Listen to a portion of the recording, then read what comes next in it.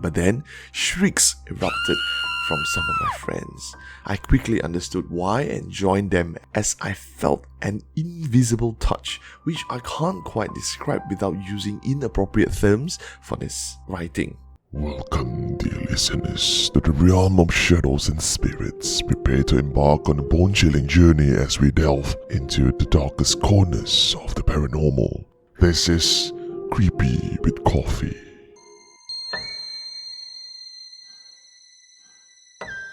Before we start with our stories for today, if you have enjoyed all the contents that I've posted up of me narrating creepy ghost stories right here at this very channel, do consider subscribing and push on the notification button so you'll be notified when I put up new contents like this. Now onto our stories.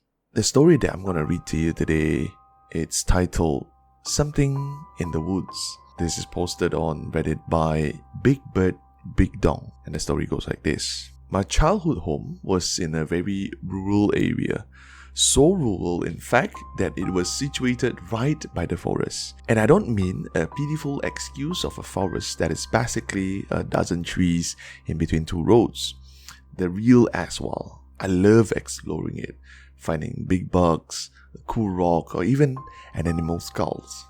But understandably, my mom wasn't too happy about her little girl going off into the woods by herself, which is the person who wrote the story. My older brother would come along with me, and it didn't take long until we knew the nearby area like the back of our hand.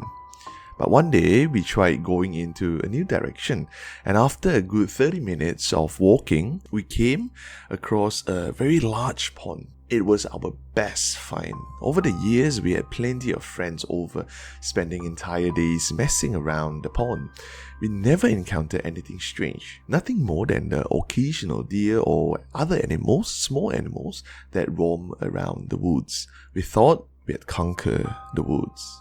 During our teens, my girlfriends and I would try to enjoy summer to its fullest. As crazy as it sounds, we often made the hike to the pond and then promptly undressed for the rest of the day. Swimming naked was way more comfortable. Tan lines were avoided, and overall the vibe was just very fun. Of course, we made sure none of the guys in our group came through. Again, because we were swimming naked. Though a couple wieners bouncing around wouldn't have bothered me, my friends didn't share my opinion. Occasionally, we did get a peeping Tom or two, but they seemed like an honest accident since we never openly announced what we were going to be up to. And one day, as we were relaxing in the nude, we caught one of our male friends having an eyeful. We made him leave, no hard feelings. He didn't know we'd be there and naked. We didn't blame him for taking a quick look. Boys will be boys.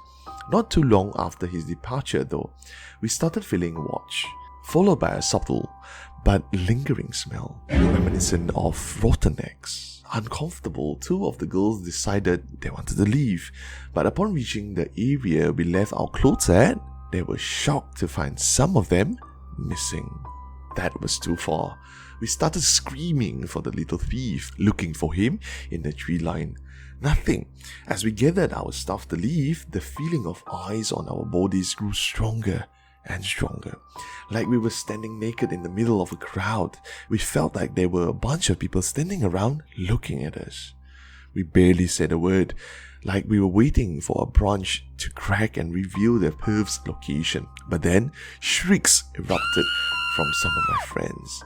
I quickly understood why and joined them as I felt an invisible touch, which I can't quite describe without using inappropriate terms for this writing. We picked up what we could, mainly towels to cover ourselves, and we ran and ran as hard as we could. The icy touch only vanished once we were away from the pond, but that didn't slow our pace. We finally reached my house and we didn't dare to speak a word of what happened to my brother and my mother. Also, we were too embarrassed and worried we'd be called crazy. My friends borrowed some basic clothing and they left. The following day, we confronted the friend we caught watching us. I'm very good at reading body language and facial expressions. He never showed any sign of dishonesty when he detailed how he didn't stick around after he'd been discovered. So the feelings of being watched, we really don't have an explanation to it though.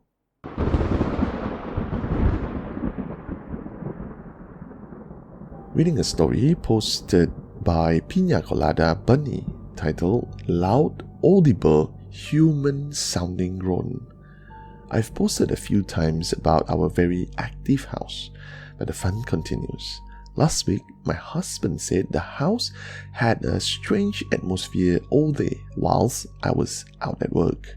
The next day, when we were in our home office about 10 feet apart, when we both of us heard a loud audible groan noise. My husband made a flippant comment about me making the noise. I quickly glared at him and said, The noise was not made by me. We stared at each other in realization that neither of us made the noise, but we both definitely heard it. It was a very human-like noise, and it was in the room rather than sounding within the walls or outside.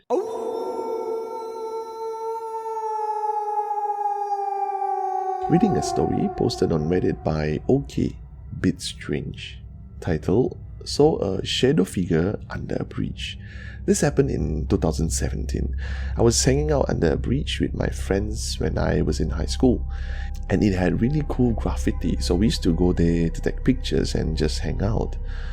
There's once we decided to go at night. We were sitting on the far left of the ledge. Anywho, we were just talking about random things, and to the far right, I saw a shadow figure of a man. He was sitting on the edge of the ledge, just hanging out too. I thought I was tripping at first, so I kept looking away, but every time when I turned to look back, the man is still there. I was convinced that still, it's pretty much my mind playing tricks on me.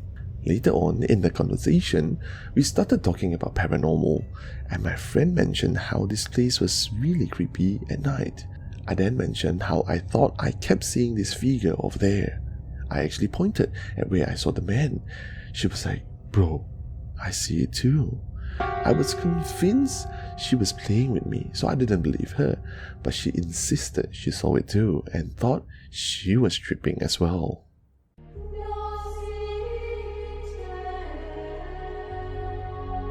Reading a story posted on Reddit by A-Line Educational 88 titled Lady in the Window. Years ago, my ex-wife and I were visiting her parents for Christmas. We arrived late and were staying in their guest room. About 2 a.m. in the morning, I was awakened by the sound of children laughing and playing outside the bedroom window. I looked up and saw my mother-in-law standing in the window looking out at the children. I didn't think anything of it and simply rolled over and went back to sleep. The next morning at breakfast, I asked my mother-in-law about coming into our room and looking out at the window. She said, "Huh? I didn't come into your room last night. I would never just come in when guests are staying." Then my ex-wife said she couldn't have come in because she locked the door. I asked then who was the lady standing and looking out at the window. My mother-in-law looked at her husband and she said, "You saw her." I said, "Her? Who her?" She said, "We have a ghost that only guests have seen standing in that window looking out. We don't know who she is, only that she's harmless. She just stands there looking out at the window. Up until this visit, I did not believe in ghosts. But I know what I saw. I saw her so clearly and I thought it was my mother-in-law."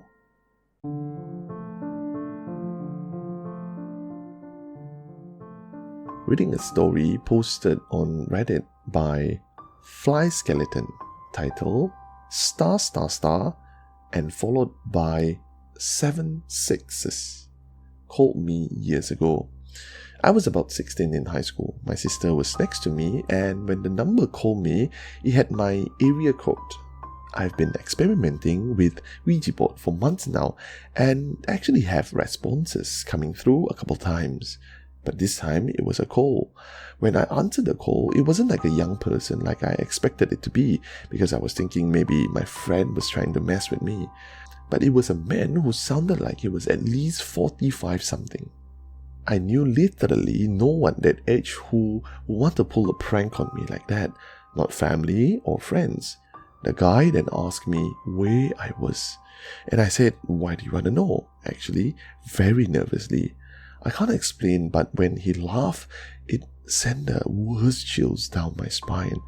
Even telling you this story, I'm getting it right now. He sounded like someone from the 50s or 60s, very elegant yet evil at the same time. Then he said, "Don't worry, I'll find you." And I hung up. I tried calling it for like 3 seconds later to show my mum, but the caller number don't exist.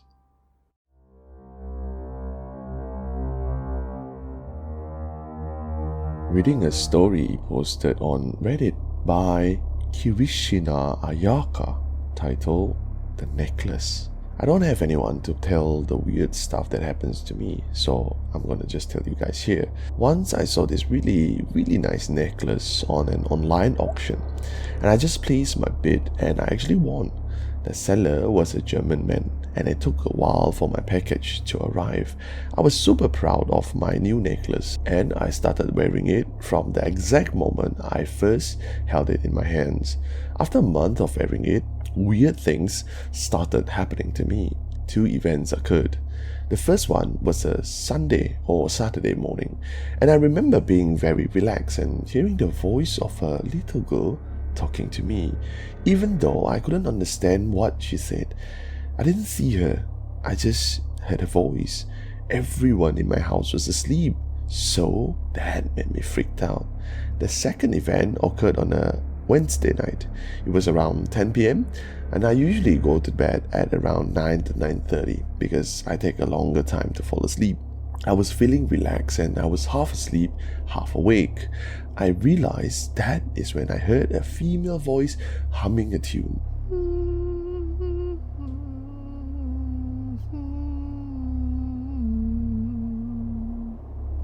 Even though my parents were downstairs and my brothers were sleeping. It scared me a lot at first, but I don't really mind, and I just let myself fall asleep. After that, I told my family about what happened. That is when they figure out, probably it's the necklace.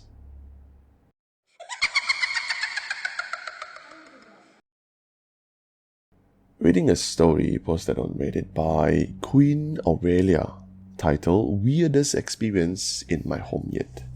I bought my home 4 years ago and have had a lot of strange things happening while living there. I'm in my 40s and have never had any paranormal experiences before moving into this house. I have a lot of things happening like lights turning on and off, sinks turning on by themselves, full blast vacuums on by itself, items disappearing or reappearing, and so many others. Even there's a repair guy who came over to work on the house, asked me if my house was haunted because he witnessed things turn on and move on their own. So earlier today, I dropped an earring on the floor. I watched it as it dropped and hit the floor. I saw it on the floor. I bent down to pick it up, and somehow it just disappeared. Like it was there 1 second and gone the next. I looked all around for it. I got a flashlight, moved the furniture that was sort of nearby, and looked underneath. I even got a broom and swept the area trying to find it. And it was gone. It literally disappeared into thin air right in front of me. I felt like I was going crazy. I left the house and went on a long walk to clear my head. After that, I came back, looked for it some more, and again, I couldn't find it. I then said out loud, "Very funny, you made your point. Let me find it before I go crazy." I then had an urge to look at a specific place for it, and somehow my earrings were there. There is no possible way it could have gotten where I found it from where I dropped it. For the record, I do live alone and no one else was at my house today.